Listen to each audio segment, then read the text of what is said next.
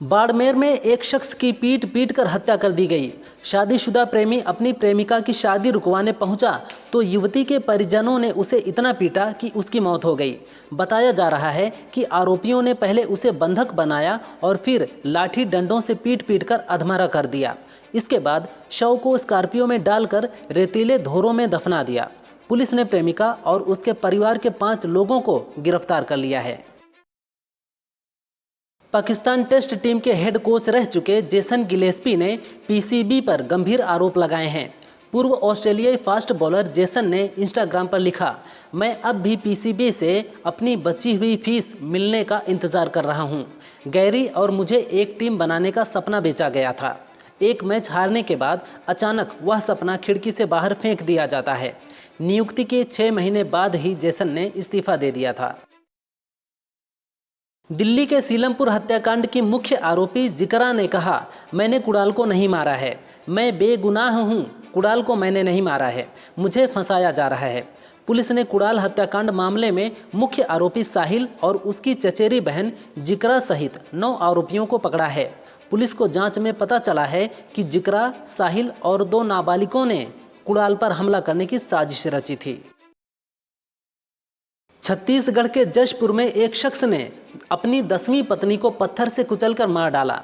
ढूलाराम की 10 बार शादी हो चुकी है, 9 पत्नियां उसे छोड़कर चली गई हैं। उसने अपनी 10वीं पत्नी को कपड़े और खाने का सामान ले जाते देखा तो उसे लगा कि 10वीं पत्नी भी उसे छोड़कर जा रही है। बेवफाई के शक में उसने पत्नी को रास्ते में रोककर कुचल कर मार डाला और शव को छिपाकर भाग गया। पुलिस ने छानबीन के बाद उसे गिरफ्तार कर लिया है। यूपी में अप्रैल से बिजली महंगी हो गई है।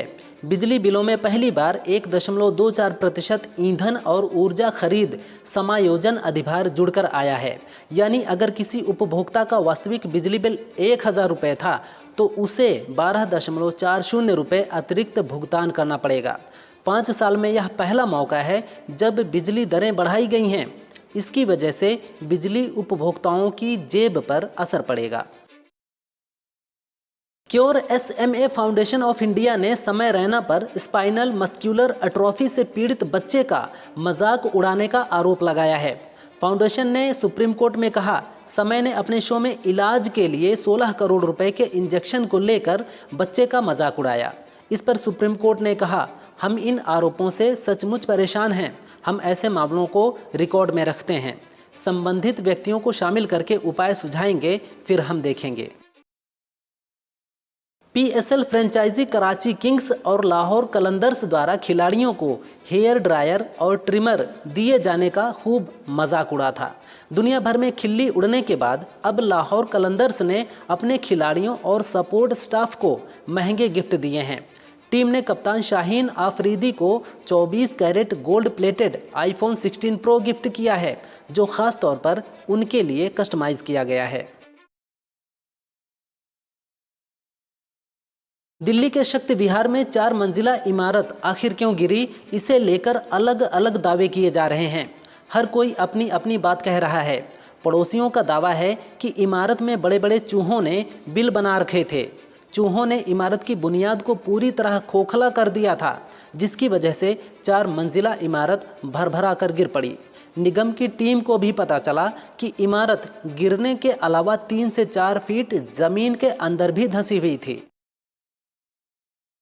ब्रिटेन में एक बच्चे को उसकी मां के पेट से 2 बार बाहर निकाला गया। ऐसे में लोग इसे 2 बार जन्म लेने वाला बच्चा बता रहे हैं।